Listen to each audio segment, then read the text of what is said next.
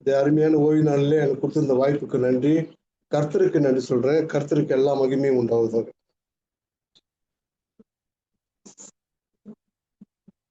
தலைப்பு பொய், அதன் தாக்கமும் அழிவும். இன்னும் சொன்னா பொய்யின் விளைவு மற்றும் அதன் அழிவு. என் வாய்க்கு காவல் வையும் காத்து கொள்ளும் ஐயா,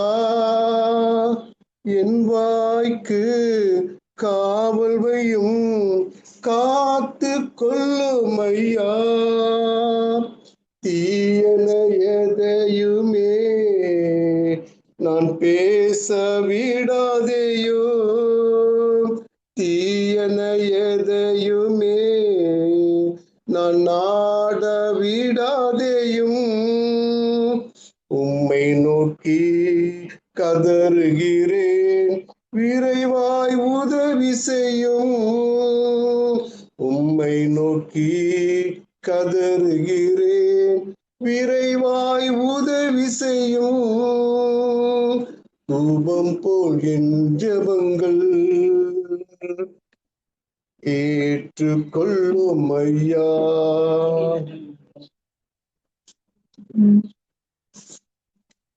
என் அன்பு ஆண்டவரே, அருமை ரட்சகரே, எங்களை நேசித்து ஒவ்வொரு நாள் வழி நடத்துகிறவரே, இந்த அருமையான ஓய்வு நாளுக்காய் நன்றி தகப்பனே. இதோ தகப்பனே, உம்முடைய சத்திய வசனங்களின் வார்த்தைகளை எடுத்து சொல்ல எனக்கு உம்முடைய பரிசுத்தாவியின் துணை தந்து வழி நடத்துங்க. இந்த வார்த்தைகள் இதை கேட்கிற பிள்ளைகள் மட்டுமல்ல, பேசுகிற எனக்கும் அது தேவைப்படுதப்பா. ஆசீர்வதிங்க, வழி நடத்துங்க. இப்படி பிரச்சனை எங்கள் மத்தியில் இருக்கணும். இயேசுவின் நீதி பரிசிக்கிற அன்பு தகப்பனே, ஆமேன். ஒரு பெரும் அறிஞர் சொன்னாரு, சட்டம் ஒரு இருட்டறை, அதில் வக்கீலின் வாதம் ஒரு விளக்கு, அந்த பிரகாசமான விளக்கை ஏழைகளால் பெற முடியறதில்லை, ஏன் அப்படின்னு கேட்டா என்னுடைய விளக்கம், இன்றைக்கு குற்றவாளி வெளியே சர்வ சாதாரணமா சுத்திக்கிட்டு இருக்கிறாங்க, நிரபராதிங்க உள்ளுக்கு சிறைச்சாலையில் இருக்கிறாங்க. ஏன்னு சொன்னா பொய் சாட்சி, அந்த பணத்துக்காக, அவங்களுடைய பெருமைக்காக, மேட்டிமைக்காக சட்டம் ஒரு இருட்டறையாக இருக்கிறது. பொய் என்பது அது சிறியதாக இருந்தாலும் தெரிந்தாலும் அதன் விளைவு ஆழமானவை. வேதாகமம் என்ன எச்சரிக்கிறது தெரியுங்களா? நீங்கள் ஒருவருக்கொருவர் பொய் சொல்லாதிருங்கள். கொலோசியர் 3:9 இந்த வார்த்தை ஒரு எச்சரிக்கை வார்த்தையா இருக்கிறது. 10 கற்பனைகளில 9வது கற்பனை, பிறனுக்கு விரோதமாய் பொய் சாட்சி சொல்லாதிருப்பாயாக. இந்த நம்ம 10 கற்பனை பார்க்கறது பொய் என்பது சில பேர் அடே நழுவி விட்டுறாங்க. அந்த பொய்யினால, அந்த பொய்யின் வார்த்தையினால, அந்த பொய் சாட்சினால, பொய் ஆணையினால என்னென்ன நடக்குது, என்னென்ன நடக்கும் நமக்கு அப்படின்றதாக வேதம் நமக்கு விரிவாக சொல்லவிருக்கிறது. அருமையானவர்களே, தேவன் உண்மையின் தேவன், அவர் உண்மையானவர், அவர் உயர்ந்தவர். பொய் அவர் இல்லாத இடங்களில் வளர்கிறது. அவர் இல்லாத இடத்துல தான் பொய் வளருது. ஏன்னா நேசிக்கலையே, அவரோடு கூட போகலையே, அவரை விரும்பலையே. அதனால பொய் அவர் இல்லாத இடங்களில வளர்ச்சி காண்கிறது. இன்னொன்னு என்ன தெரியுங்க உண்மை? உண்மை அவர் வாழும் இடங்களில் பிரகாசிக்கிறது. இதுல எலன் ஜி ஒயிட் அம்மையார் என்ன சொல்றாங்கன்னா, பொய்யை நேசிப்பவர்கள் தேவனோடு வாசம் பண்ண முடியாதியா. அதாவது பொய்யை நேசிக்கிறவங்க தேவனோடு வாசம் பண்ண முடியாது. சாத்தானும் அவனோடு இணைகிறவர்களும் தேவனுடைய சுபாவத்தோடு ஒத்து போகாத நிலையில் தங்களை வைத்துக் கொள்கிறார்கள். ஆகையால் தேவனுடைய சந்நிதியே அவர்களுக்கு அளிக்கும் அக்கினியாக ஆகியிருக்கும். எவ்வளவு ஒரு பயங்கரமா இருக்குது. சொன்ன ஒரு பொய் 2 எழுத்து தான், அதனால எவ்வளவு விளைவுகள் பார்த்தீங்களா? இன்னைக்கு நம்ம வேதத்தில் பார்க்கும்போது இயேசு கிறிஸ்துவை அவர் எனக்கு தெரியாதுன்னு மறுதலிச்சவங்க இருக்கிறாங்க. அவர் கூட இருந்தவங்க பொய் பொய் பேசுறாங்க. எனக்கு தெரியாது, கூட இருந்தே சாப்பிட்டுட்டு ஒன்னா படுத்துக்கிட்டு போய் வந்துகிட்டு இருந்தவங்க பொய் சொன்னாங்க, எனக்கு அவர் தெரியாது அப்படின்னு.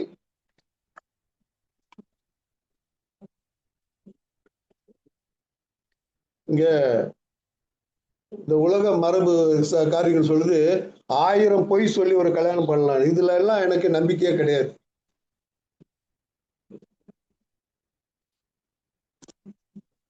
அருமையானவர்களே, பொய் நம் இதயத்தை கரைப்படுத்தக்கூடிய காரியமா இருக்குது. அது அசிங்கப்படுத்தும். அந்த பொய்ன்றது வார்த்தை முதலில் நம் வாயிலிருந்து வரும் வார்த்தையாகத்தான் தெரியும். ஆனா உண்மையில் அது இதயத்தில் பிறக்கும் ஒரு பயங்கரமான நோய்.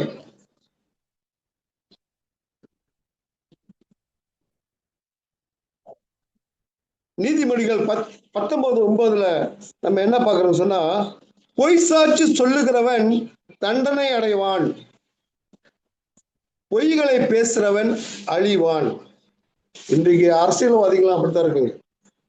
பொய் சொல்லி திரிகிறார்கள், ஜனங்களை ஏமாத்திட்டு இருக்காங்க. அங்க பொய்கள் நிறைந்திருக்கிறது. ஆனால் நாம் அப்படி இல்லாதபடிக்கு, பொய் சாட்சி சொல்லாதபடிக்கு அந்த தண்டனையிலிருந்து தப்புன்னு சொன்னோமா, பொய்யே பேசாம இருக்கணும். அந்த 9வது கற்பனையில் போல பொய் சாட்சி சொல்லாதிருப்பாயாக அப்படின்றதாக ஆண்டவர் சொல்லுகிறார்.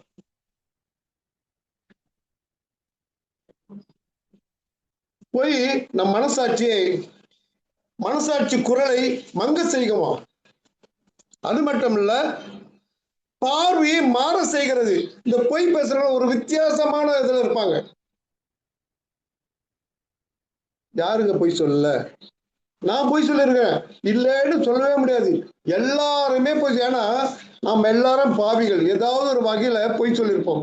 இன்றைக்கு அதாவது சமூகத்துல நம்ம சொன்னோமா, கணவன் மனைவியிடத்துல போய், மனைவி கணவனிடத்துல போய், பிள்ளைகள் பெற்றோரிடத்துல போய், இப்படியாக ஆசிரியர்கள் மாணவரிடத்துல போய், மாணவர்கள் ஆசிரியரிடத்துல போய், இப்படி நிறைய பேசலாம். பொய் நிறைந்த உலகத்தில் தான் நாம் வாழ்ந்துட்டு இருக்கோம். ஆனா நாம் எப்படி இருக்கணும்? ஒரு லவோதிகா சபையை சேர்ந்த நாம், அந்த முத்துது சத்தியங்கள் கேட்கிற நாம், அவருடைய வருகை காத்திருக்கிற நாம் எப்படி இருக்கணும்? பொய்யற்ற வாழ்க்கை வாழணும். நம் உள்ளத்திலிருந்து அந்த பொய்யானது தேவனை தள்ளிவிடுகிறது.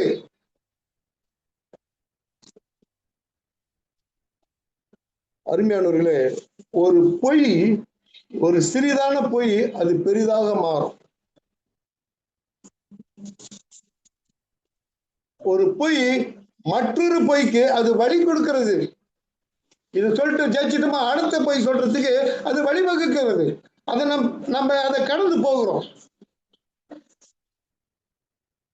அப்ப என்ன நடக்குது தெரியுங்களா? நம்முடைய உள்ளம் மெதுவாக தேவனிடத்திலிருந்து விலக ஆரம்பிக்கிறது.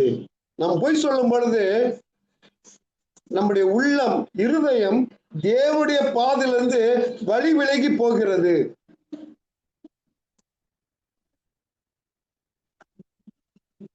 இதை நான் படிக்கும் போது கொஞ்சம் மனசுக்கு வேதனையா இருந்துச்சு. என்னன்னு சொன்னா, பொய் நம் ஆன்மாவை இருட்டாக்கும் ஒரு விஷம்.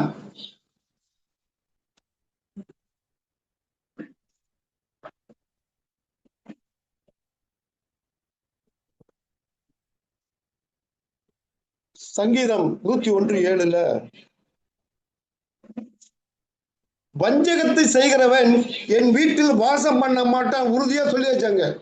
அந்த வஞ்சக எண்ணத்தோடு செய்கிறவன் என்னுடைய பரலோக வீட்டில் வாசம் பண்ண முடியாது. பொய் பேசுகிறவன் என் சந்நிதியில் நின்று நிற்க மாட்டான். சில வேளை நம்ம இதை கேட்டு கூட சில நேரத்துல வாயில் வார்த்தைகளை பொய் சொல்றோம். ஆனா இங்க ஆணித்தரமாக வேதம் சொல்லுது, பொய் பேசுகிறவன் என் சந்நிதியில் நிலை நிற்க மாட்டான். அங்க நாங்க இருக்க முடியாது. நம்ம படுற பாடுகள், நம்ம பண்ற ஊழியம், நம்ம செய்யற காரியங்கள்லாம் எதுக்கு? நாங்க பரலோகத்துல அவரோட கூட சேர்ந்து வாழ்றதுக்கு தான். இந்த ஒரு பொய்யினால அந்த இடத்தை இழக்க போறோமே.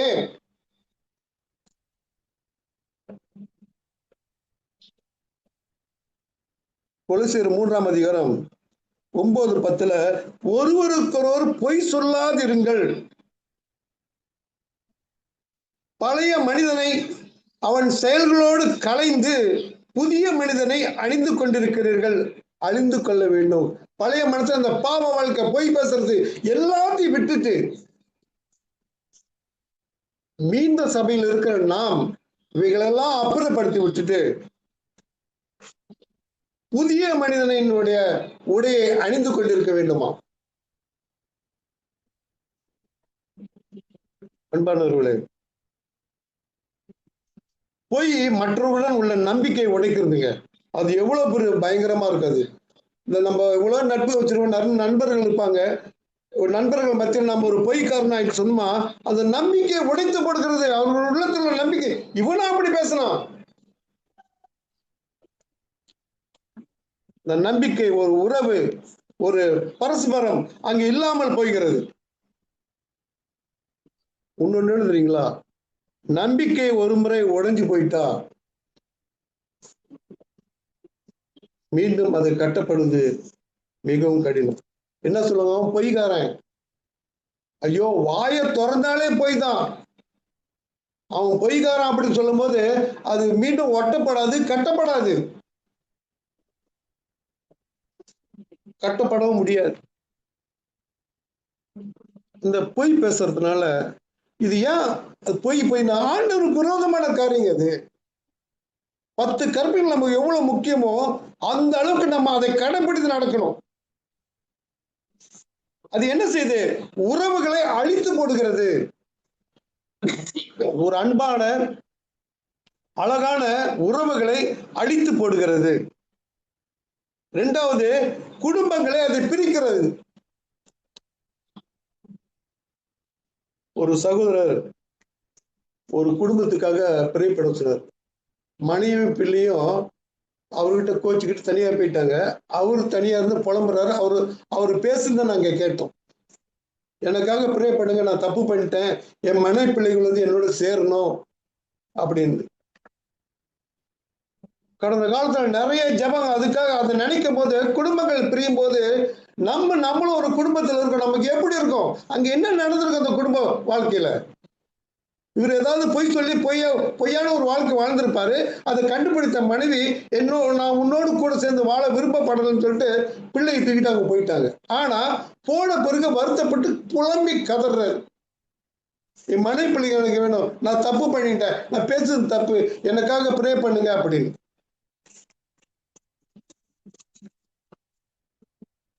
ஆனா அவங்க சேர்ந்தாங்களா என்ன எனக்கு தெரியாது.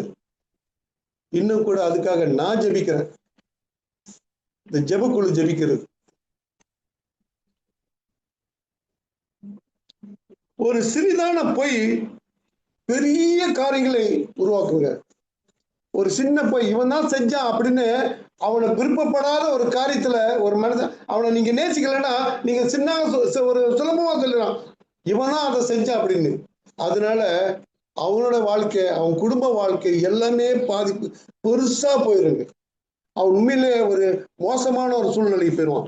அதனால வாயின் வார்த்தைகளை நாம் அளக்கணும், அளந்து பேசணும். சிறிய பொய்களும் பெரிய காரியங்களை உருவாக்க என்பதாக நாம் பார்க்கணும். ஒரு டைம்ல, ஒரு நேரத்துல நம்ம சொன்ன போய் பல ஆண்டுகளாக கட்டப்பட்ட நம்பிக்கையை அது செதுத்து விடும்.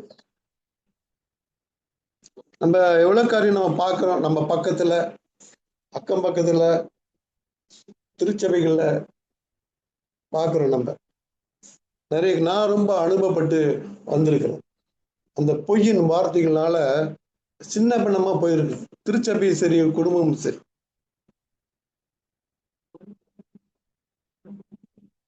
அதனால சில பேர் என்ன சொன்னாங்கன்னா, அவன் பொய்க்காரன் வரான் பாரு, அவன் பொய்க்காரன். அதே ஒரு பெண்ணா இருந்தா வரா பாரு பொய்க்காரி அப்படின்னு. இது வேதத்தில் இல்லாம இல்லைங்க, வேதத்துல இருக்குது. ஆனா கட்டளைகளில இருக்குது, பொய் சாட்சி சொல்லாது இருப்பாயாகன்னு. உண்மை என்னன்னு சொன்னா, பொய் நம்பிக்கையை உடைக்கும் ஒரு பெரிய ஆயுதங்க. நம்பிக்கை இல்லாம பண்ணிடுறது. அது புரிந்து கொள்ள சில பேர் ரொம்ப கடினம், நேரம் எடுக்கும். இன்னொன்னு என்னச்சுன்னா, இப்ப நம்ம சுலபமா சொல்லிடலாம் ஒரு பொய். ஆனா பிற்காலத்துல நம்முடைய எதிர்காலத்தை, நம்ம குடும்பத்தை, நம்முடைய உறவுகளை, நம்முடைய திருச்சபையை பெருசு பாதிக்குங்க. அந்த பாதிப்பு வர வேணா இருக்கக்கூடாதுன்னு சொன்னா அதை நம்ம நாடக்கூடாது. பொய்க்கு பிதாவா இருக்கிறான அவனோடு கூட்டு சேர்ந்தமா நம்ம போயிடுவோம். பொய்க்கு பிதா அவன்தான், பிசாசானவன் தான். நம்ம அப்படி இல்லாதபடிக்கு அவனை எதிர்த்து நிக்கணும் சொன்னா அந்த பொய்ன்ற வார்த்தை நம்ம வாயில வராதபடிக்கு திட மனதோடு என்ன வந்தாலும் பரவாயில்ல, என்னுடைய ஆண்டவர் எனக்கு இருக்கிறார், எனக்கு முன்னே போறார் அப்படின்னு ஒரு சபதம், ஒரு வைராக்கியத்தோடு நாம் இருப்போமானால் நாம் நிச்சயமாக ஆசீர்வதிக்கப்படுவோம். நீதிமொழிகள் 19:5 நம்ம என்ன பார்க்கிறோம்னா, பொய் சாட்சி சொல்லுகிறவன் தண்டனையிலிருந்து தப்ப முடியாது, தப்ப மாட்டான். பொய் பேசுகிறவன் தப்பி போக மாட்டான். யாரு என்ன சில பேர் நினைக்கிறாங்க பொய் சொல்லிட்டு நம்ம பொழைச்சிக்கிட்டோம் அப்படின்னு. இல்ல, தண்டனையிலிருந்து யாரும் தப்ப முடியாது, தப்பி போக முடியாது. முன்னெல்லாம் குற்றவாளிகளை போலீஸ்காரங்க ரொம்ப லேட்டா தான் பிடிப்பாங்க.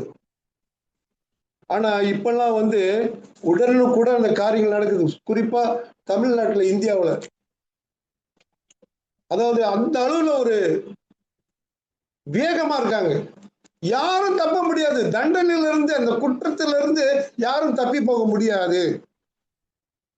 அது சமூகத்திற்கு, சமுதாயத்திற்கு. ஆண்டவர் காரியத்துல நீ என்னைக்கு பொய் சொல்ல ஆரம்பிச்சியோ, பொய்யில இருக்கிற பொய்யான வாழ்க்கை வாழ்கிறோ, தேவனிடத்துல நீ அதிக தூரம் பிரிந்து போகிற. உனக்கு கிருபை இல்லை, ஆசீர்வாதம் இல்லை, எதுவுமே இல்லை. அது நமக்கு தேவையா?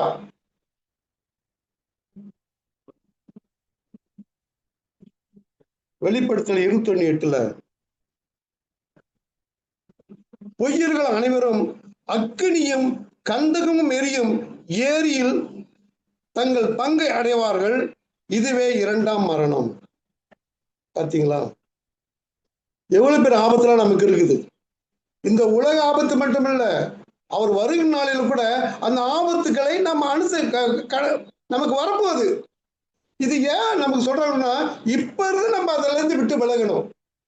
இந்த வார்த்தை மட்டும் இல்லைன்னு சொன்ன வேகத்துல இன்னும் நம்ம பொய்யர்களாவே தான் இருப்போம். ஒரு எச்சரிக்கை மணி இது.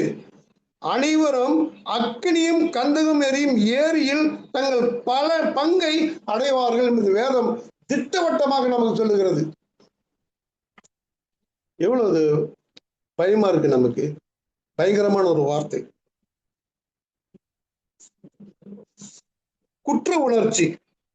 அந்த பொய் சொல்லிட்டு சில பேருக்கு அந்த குற்ற உணர்ச்சி சொல்லிட்டமே, அந்த குற்ற உணர்ச்சி இருந்தா மட்டும் பத்தாதுங்க, அதை உணர்ந்து அதை சரி செய்யணும். ரெண்டாவது பயம். நம்ம பொய் சொல்லிட்டோமே அப்படின்ட்டு ஒரு சிலருக்கு பயம் இருக்கும். இது கொஞ்சம் கொஞ்சம் ஆண்டவர் கிட்ட இருக்கிறவங்களுக்கு, ஆண்டவரோடு இல்லாதவங்களுக்கு இது சுத்தமா இருக்காது. இன்னொரு காரியம் வெட்கம். அட நம்ம பொய் சொல்லிட்டோமே, அவங்க மூச்சில் எப்படி முழிக்கிறதுன்னு வெட்கப்படுவாங்க. இன்னும் ஒரு சிலர் தூக்கமே இருக்கு, ஐயோ இப்படி ஆச்சு, இப்படி சொல்லிட்டோமே, இது ஏன் அப்படி சொன்னோம் அப்படின்னு தூக்கமே வராது, புலம்பிக்கிட்டு இருப்பாங்க.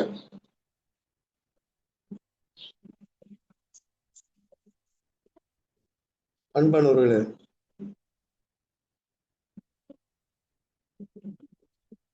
பொய்யை விரும்பி அதன்படி நடக்கிற ஒவ்வொருவரும் பரிசுத்த நகரத்திற்கு போகவே முடியாதுங்க.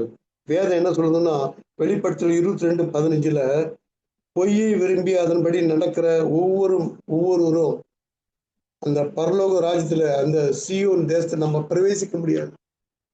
அந்த பரம காணானை பார்க்க முடியாது. பேசலாம், வாய்க்குனே பேசலாம், எல்லாருமே பேசலாமே. பொய் பேசுறவன், திருடுறவன் எல்லாரும் பேசலாம். ஆனா யார் என்ன பேசலாம் சரி, பொய்யை விரும்பி அதன்படி நடக்கிற ஒவ்வொரு மனுஷனும் அந்த பரிசுத்த பர்வதமான அந்த பரலோக ராஜ்யத்தில் பிரவேசிக்க முடியாது. இதுக்கு தானே நம்ம போராடிக்கிட்டு இருக்கிறோம். நானும் அவரோடு இருக்கணும், நானும் அவரோடு வாழணும், அது மட்டும் இல்ல என் குடும்பமும் அங்க இருக்கணும் அப்படின்னு பிரயாசப்படுற நாம இப்படிப்பட்ட காரிலிருந்து விலகி நிற்கணும். ஒரு தரமான நம்பிக்கை, ஒரு திடமான நம்பிக்கை நமக்கு வேணுங்க. எத்தனை அழிவு இந்த பொய் 2 வார்த்தையினால எத்தனை அழிவுகளை நாம் பார்க்கணும்.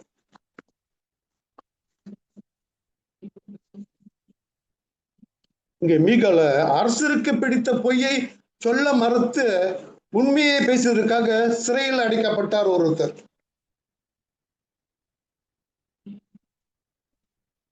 ஏசாயா 5:20 தீமையை நன்மையை என்றும் நன்மையை தீமை என்றும் சொல்லுபவர்களுக்கு ஐயோ.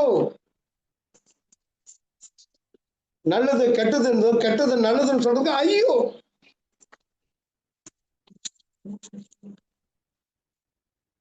இதுல சில பேருக்கு அந்த பொய் சாட்சி சொல்லிட்டு பொய்யானு இட்டுட்டு பொய் சொல்லிட்டான்னு சொன்னா மன அழுத்தம் இருக்குங்க.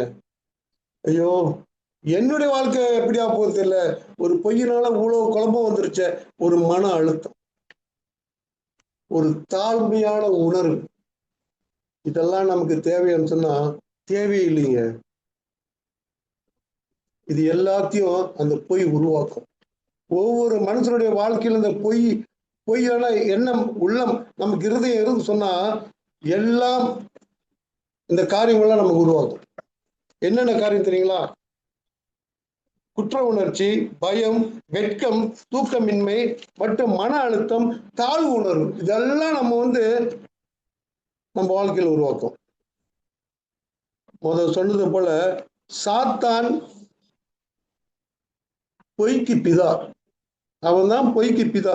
ஏங்க அவரோடு கூட சேரணும்? இன்னைக்கு பேசி இருக்கிறேன் நானு, கேட்கிற நீங்க, நமக்குள்ள ஏதாவது பொய் என்ற அந்த எண்ணங்கள் நம்முடைய வாழ்க்கை சொல்லணும் அப்படின்னா தயவு செய்து நம்ம எல்லாம் விட்டுருவோம். சாத்தானுக்கு இடம் தர வேண்டாம். பொய் பேசும்போது நாம் அறியாமல் அவனது வலையில் நாம் விழுகிறோம். நமக்கு தெரியாது, நான் பொய் தானே பேச நினைக்கிறோம். நம்ம ஏன்னா அவன் விரித்த வலையில் நாம் விழுகிறோம். ஆனா இன்னொன்னு என்ன, உண்மையை பேசும்போது தேவன் நம்மை உயர்த்துகிறார். எதுங்க வேணும்?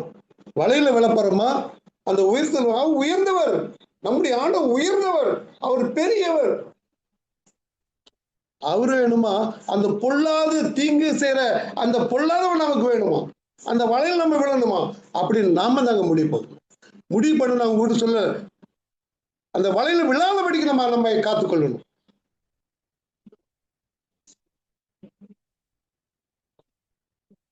உண்மை விசுவாசத்தை உண்மை கட்டும், பொய் அளிக்கும். இது ஒரு அருமையான வார்த்தை பாருங்களா? இந்த உண்மை கட்டும், பொய் அளிக்கும். உண்மையை பேசணுமா நம்ம வாழ்க்கை செழிக்கும், பொய் பேசும்போது நம்ம வாழ்க்கையை அழியும். இது எவ்வளவு ஒரு பயங்கரமா இருக்கு இந்த வார்த்தை.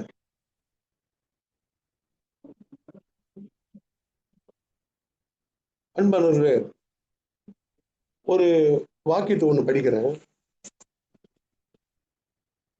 ஆசைக்காக பொய்யாக வாழ்வதை விட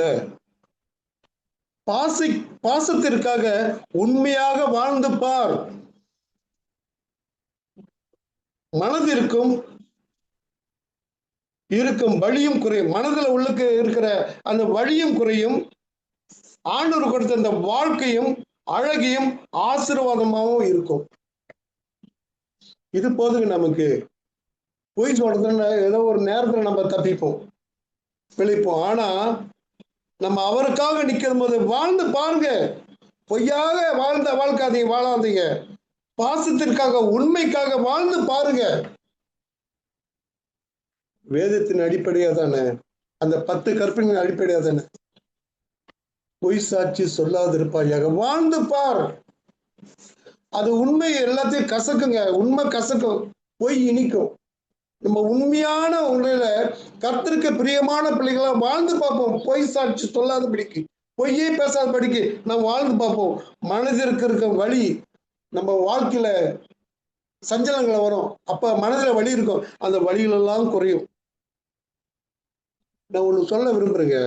நம்ம கேட்கிற ஒவ்வொரு ஜெபமும் கூட இந்த நேரத்துல ஆண்டவர் வந்து நமக்கு செய்யல, அது சரிப்படுத்தல, ஸ்திரப்படுத்தலன்னு சொன்னா காத்திருங்க. நிச்சயமாக அந்த பலன் நம்ம கிடைக்கும். காத்திருக்கணும். ஆண்டவர் வந்து இன்றைக்கு நம்ம ஒரு சொட்டு கண்ணீர் விடுறோம்ல, அது அவர் துருத்தியில் இருக்குதான், அது கணக்கில் இருக்கிறதா. அவரை பரிசீலிப்பார், அவர் ஆசீர்வதிப்பார், அணைத்துக் கொள்வார். ஆண்டவர் கொடுத்த வாழ்க்கை இது. இந்த வாழ்க்கை ஆண்டவர் கொடுத்தது, அதை மட்டும் மறந்துடாதபடிக்கு இந்த வாழ்க்கையும் அழகாக, சிறப்பாக, ஜொலிப்பாக இருக்குன்னு சொன்னா அவருடைய ஆசீர்வாதம் வேணுமே. அவருடைய ஆசீர்வாதம் நமக்கு வேணும். இன்றைய வாழ்க்கையில எவ்வளோ காயங்கள், எவ்வளோ வருத்தங்கள், வேதனைகள், கண்ணீர், இப்படியாக வாழ்கின்ற நமக்கு ஒரே துணை இயேசு கிறிஸ்து மட்டும்தான். இதுல நாம வந்து அறிந்தும் அறியாமலும், தெரிந்தும் தெரியாமலும் ஒரு பொய் பேசுறதுனால நம்மளுடைய வாழ்க்கை சீரடையாது, சிறப்படையாது. அழிவுக்கு நோக்கி போய், அழிவின் பாதையை நோக்கி போயிட்டு இருக்கோம். அதுக்குதான் எலிசபெத் அம்மையார் சொல்றாங்க, பொய்யை நேசிப்பவர்கள் தேவனோடு வாசம் பண்ணவே முடியாதுங்க. இன்னைக்கு நிறைய பேர் பொய்யை நேசிக்கிறாங்க. பொய் சொல்லி, பொய் மேல சொல்லிக்கிட்டு இருக்காங்க. அவங்களாம் என்ன ஆவாங்க, தேவனோடு வாசம் பண்ண முடியாது. நான் ரொம்ப நாளா ஒரு யோசனை எனக்கு, நல்லா நம்ம ஜெபம் பண்ணிட்டு வேலை படிச்சுட்டு நம்ம கர்த்தருக்கு பிரியமான பிள்ளைகள் இருக்கும்போது ஆலயத்துல போய் நமக்கு ஒரு பங்கு கொடுக்கும் போது, ஒரு சாட்சி சொல்லும் போது, ஒரு விசேஷ பாடல் படிக்கிறது வாய்ப்பு கொடுக்கும் போது, அல்லது பிரசங்கம் பண்ணும் போது கொடுக்கும் போது, அது காரியங்கள் நிறைவா செய்யறதுக்கு ஆண்டவருடைய கிருபையும் தேவ ஆவியானவருடைய துணியும் நமக்கு இருக்குங்க. அங்க சொல்ல ஒரு சத்தியம் வந்து விசிராம சிறப்பா சொல்லுவாங்க. சில வேளை பொய் சாட்சி சொல்லிக்கிட்டு பொய்யான ஒரு வாழ்க்கை வாழ்ந்துட்டு நமக்கு ஒரு வாய்ப்பு கிடைத்து நம்ம பேசும்போது அங்க தடுமாறும் நம்ம. அப்ப நான் கண்டுபிடிப்பேன், இது ஏதோ நடந்திருக்கு அவங்களோட வாழ்க்கையில அப்படின்னு. எங்களுடைய ஆலயத்துல புதுசா ஒருத்தர் வந்துகிட்டு இருந்தாரு. அவருக்கு ஒரு வாய்ப்பு கொடுத்தாங்க பேசுறதுக்கு. அப்புறம் அவரும் சரின்ட்டாரு. ஆனா ரொம்ப பயந்து இருந்தாரு. ஆனா என்ன தப்பு அதெல்லாம் எனக்கு தெரியாது. அது நம்ம அலசி ஆராய்ச்சி பண்ண நம்ம விரும்பல. கூட்டிக்கிட்டு நானும் அந்த நேரத்தில் தலைவராக இருந்தபடினால கூட்டிகிட்டு புல்பீட்டு போயிட்டோம். புல்பீட்ல போயிட்டு பேச ஆரம்பிச்சாரு. பேசவே முடியல. ஒரு வார்த்தை பேசினாரு, தலை கேளப்பட்டாரு, என்னால முடியல அப்படின்ட்டாரு. என்ன காரணம், உடல் ரீதியில அவர் சரியா தான் இருக்கிறாரு, நல்லா திடகாத்திரமா ஆரோக்கியமா இருக்காரு, பேச வார்த்தையே வரல. இதுல இருந்து நம்ம என்ன பாக்குறோம்னாங்க, கர்த்தருக்கு பிரியமான பிள்ளைகளா இருக்குன்னு சொன்னா நம்ம வேத வாசிக்கணும், ஜெபிக்கணும், அவரோடு என்னாலுமே இருக்கணும், எந்த நேரம் இருக்கணும். அவர் துணையா நமக்கு இருப்பார். என்றைக்கு நம்ம அவரை விட்டு விலகி தூரம் போறோமோ நம்முடைய அந்த பரிசுத்த வாழ்க்கை கொஞ்சம் குலைச்சல் ஏற்படுமா, அவருடைய ஊழியங்களை செய்வதற்கு சில தடைகள் ஏற்படும், வாயின் வார்த்தைகள் வராது. அதை நான் அப்பவே அறிந்து கொண்டேன். ஆகினால நாம் கர்த்தருடைய பிள்ளைகளா, நம்ம எல்லாம் கர்த்தருடைய பிள்ளைகள், உலகத்தில் எல்லாம் கர்த்தருடைய பிள்ளைகள். வித்தியாசமான சமயங்கள் இருக்கலாம், ஆனா படைக்கப்பட்டது அவர் தான், படைத்தவர் அவர் தான், இந்த உலகத்தை, இந்த உலக மக்களை படைத்தவர் தான். ஆனா இன்றைக்கு உலகம் போற போக்கு என்ன சொல்றது, ஒன்றும் சொல்ல முடியாது. அதனால நாம் நம்முடைய வேலை என்ன, உத்தமமான முறையில் நாம வாழ்ந்து பிறருக்கு நம்ம சொல்லக்கூடிய காரியங்கள் சொல்லித்தான் ஆகணும். நேரம் இருக்கிறதோ இல்லையோ, சமயம் வாய்க்குதோ இல்லையோ, நம்மளுடைய காரியங்களை நம்ம செய்தாக வேண்டும். இந்த என்னுடைய தலைப்புல பொய்யின் விளைவும் அதன் அழிவும் நம்ம பார்த்துட்டோம். அந்த பொய் பேசுறதுனால என்ன விளைவு, அதோட அழிவு. அந்த அக்னி கந்தகத்திலிருந்து தப்பிக்கணும்னு சொன்னா இந்த பொய்யாக நம்ம வாழ்வதை விட உண்மையாக கஷ்டமா இருந்தாலும் கூட உண்மையாக வாழ்ந்து பார், தேவன் உன்னை உயர்த்துவார் அப்படின்றதாக நான் சொல்லிக்கொள்ள ஆசைப்படுகிறேன். ஆகியனால கடைசியா ஒரு வசனம் கொலோசியர்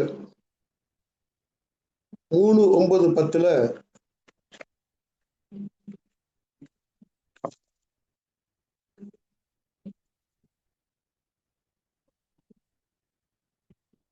என்ன சொல்றதுன்னா, நீங்கள் ஒருவருக்கொருவர் பொய் சொல்லாதிருங்கள், பொய் சாட்சி சொல்லாதிருங்கள் அப்படின்றதாக சொல்லப்படுது. இன்றைக்குள்ள பிரசங்கத்தின் சிந்தனைகள் சொன்னா, பொய் சில நேரங்களில் தற்காலிக நன்மையை தருவது போல தோன்றலாம். பொய் சொல்லும் போது தற்காலிகமாக ஒரு நன்மையை நமக்கு தருவது போல தோன்றலாம். அதன் முடிவு தேவனுடனான உறவை முறித்து போடுகிறது, பாதிக்கப்படுகிறாங்க. நம்ம உறவு அங்க பாதிக்கப்படுகிறது, மனசாட்சியை மழுங்கடிக்கிறது, குடும்பத்திலும் சபையிலும் நம்பிக்கையை அழிக்கின்றது, உறவுகளை அது உடைக்கிறது. நாம் மனம் திரும்பாமல் அதை தொடர்ந்தால் நித்திய அழிவிற்கு நம்மை அது கொண்டு செல்லும். நம் மனம் திரும்பாவிட்டால் நித்திய அழிவுக்கு அது நம்மை கொண்டு செல்லும். ஆனால் தேவன் நல்லவருங்க. ஒரு மகள் என்கிட்ட சொல்லுவாங்க, என்கிட்ட பேசும்போதெல்லாம் நம்மளே சொல்லுவாங்க, போன் அடிச்சு பேசும்போத, அப்பா ஆண்டவர் ரொம்ப நல்லவருப்பா அப்படின்னு. இதுதான் சொல்லுவாங்க. என்னைக்கு என்கிட்ட பேசுறாங்களா, அப்பா ஆண்டவர் நம்ம நல்லவருன்னு. இப்ப நான் இன்றையில இருந்து ஒரு கத்துக்கிட்டேன். நான் சொல்ல போறேன், நான் யாருக்கா போன ஆண்டவர் மிக உயர்ந்தவர் அப்படின்னு. ஏன்னா அவர் பெரியவருங்க, பெரியவர், எல்லாத்தையும் பார்க்கிற தேவன். அப்படிப்பட்ட தேவனுக்கு நம்ம பொய்யினால துரோகம் செய்யலாமா? நாம் மனம் திரும்பாமல் இந்த வாழ்க்கையை தொடர்ந்தால் நித்திய அழிவிற்கு இந்த நம்மை கொண்டு செல்லும். ஆனால் தேவன் கிருபை உள்ளவர். முதல் சொன்னது போல, சட்டம் ஒரு இருட்டறை, அதன் வக்கிலின் வாதம் ஒரு விளக்கு. அந்த பிரகாசமான ஒளியை ஏழைகளால் பெற முடிவதில்லை. ஏன் சொன்னா, உண்மை நிலை அங்கு இல்லை. கட்டாயமா ஒரு நிரபராதி குற்றவாளி ஆகிறான், நிரபராதி விடுதலை ஆகிறான். ஆனா ஆண்டவர் இடத்துல அப்படி இல்லைங்க. இது உலக காரியங்கள் உண்டு. ஆனால் ஆண்டவருடைய காரியத்துல தண்டனையிலிருந்து அவனும் தப்ப முடியாது, அந்த அழிவுல இருந்து அவனும் தப்ப முடியாது. கர்த்தருக்கு பிரியமான பிள்ளைகளை அவர் உடன் 2 கைகளை அழைத்து காத்து வழி நடத்துவார். அதனால பொய் சாட்சி சொல்லாதிருந்து, பொய்யே பேசாம இருந்து கர்த்தருக்கு உண்மையை உத்தமாக வாழ்பவனே அவன் ஆண்டவருடைய பிள்ளை. கர்த்தர் உங்களை அனைவரும் ஆசீர்வதிப்பார்கள். ஆமீன், ஆமீன்.